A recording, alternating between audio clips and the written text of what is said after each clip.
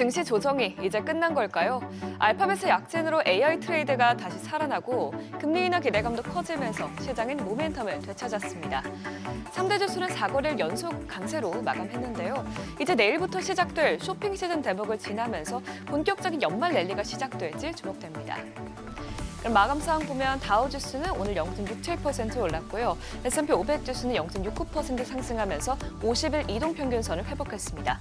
또 나스닥 지수도 0.82% 상승세 나타냈습니다. 그동안 알파벳이 뜨고 엔비디아가 졌다면 오늘은 그 반대였습니다. 간밤 엔비디아 주가는 1.37% 올랐는데요. 투자자들도 당장 엔비디아가 타격을 받진 않을 것으로 일단 안도하면서 다시 매수에 나선 것으로 보입니다.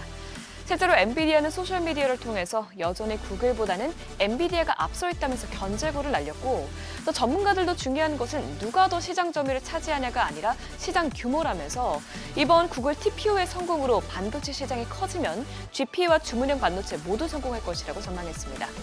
전반적으로 이렇게 오늘은 오픈 AI의 진영에 있는 기업들이 오르면서 마이크로소프트도 강세 나타냈고요.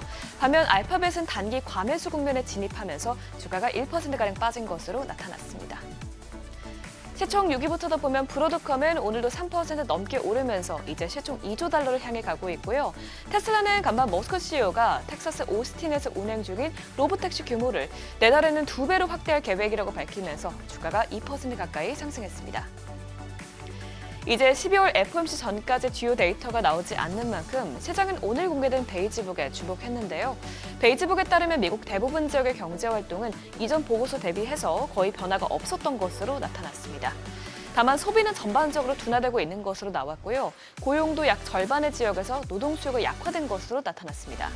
하지만 여전히 많은 지역에서는 실제 인력을 감축하기보다는 채용을 동결하고 결혼이 생길 때만 충원한다고 밝혔습니다. 그러다 보니 신규 실업수당 청구 건수도 여전히 낮은 수준에서 유지되고 있는 것으로 나왔습니다.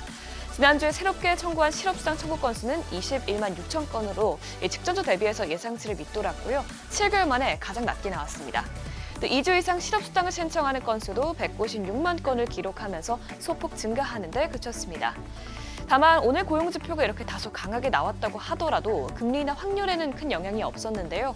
BMO 캐피털 마켓은 전반적으로 이 데이터는 강세를 보였지만 그래도 12월 금리 인하를 막을 만한 보고서는 아니었다고 설명했고, 실제로 금리 선물 시장에서도 금리 인하 베팅이 이제 85%대까지 올라갔습니다. 나머지 지표들은 대체로 약하게 나왔습니다. 우선 내구재 수준은 9월에 0.5% 오르면서 전달 대비 상승세가 크게 둔화했고요. 특히 국방을 제외한 내구재 수주가 0.1% 오르면서 전월치와 컨센서스 모두 크게 밑돌아 제조업황이 다소 둔화되고 있다는 점을 시사했습니다. 시카고 지역의 제조업을 나타내는 시카고 PMI 지수도 예상 밖으로 급락했습니다. 이번 발표치는 36.3으로 2024년 5월 이후 최저치를 기록했고요. 예상치도 크게 밑돌았습니다. 신규 주문과 재고 지수가 빠르게 감소하고 또 생산량도 크게 줄어들면서 전반적인 수치가 부진하게 나왔는데요.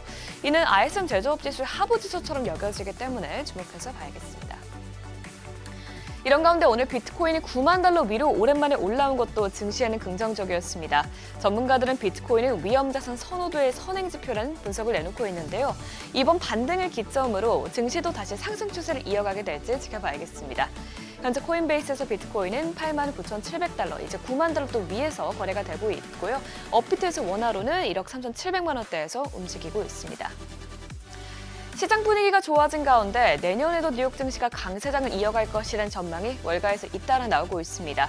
JP모건은 내년 말 S&P 500 지수의 목표치는 7,500이 기본 시나리오고 최고 8,000선까지도 오를 수 있다는 낙관적인 전망을 내놨습니다. 그 근거로는 기업들의 두 자릿수 이익 증가를 내놓고 또 연준의 추가 금리 인하가 예상되기 때문이라고 설명했습니다.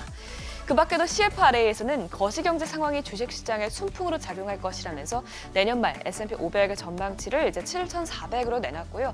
HSBC도 7,500으로 예상하고 있습니다. 국채금리는 오늘 경제지표가 혼재되게 나오고 또 간밤 진행된 미국 재무부의 7년물 국채 입찰 결과가 다소 부진하게 나오면서 혼조세를 보였습니다. 간밤에는 단기물 금리는 오르고 반대로 장기물 금리는 내리는 현상이 발생했습니다. 금도 최근 금리 인하 기대감이 살아나면서 연일 상승세를 이어가고 있습니다. 또 오늘 월가에서 내년 금값 전망치를 온스당 4,450달러로 상향 조정했다는 소식이 나온 것도 금 가격을 밀어 올렸는데요. 간밤 금 선물은 0.52% 오르면서 일주일 만에 최고치까지 상승했습니다. 마지막으로 국제유가는 한 달 내 최저치까지 떨어진 가운데 금리 인하로 인해서 원유 수요가 늘어날 수 있다는 전망 속에 저가 매수세가 들어왔습니다. 간밤 WTI와 브렌트 모두 1% 넘게 상승 마감했습니다. 지금까지 굿모닝 마켓이었습니다.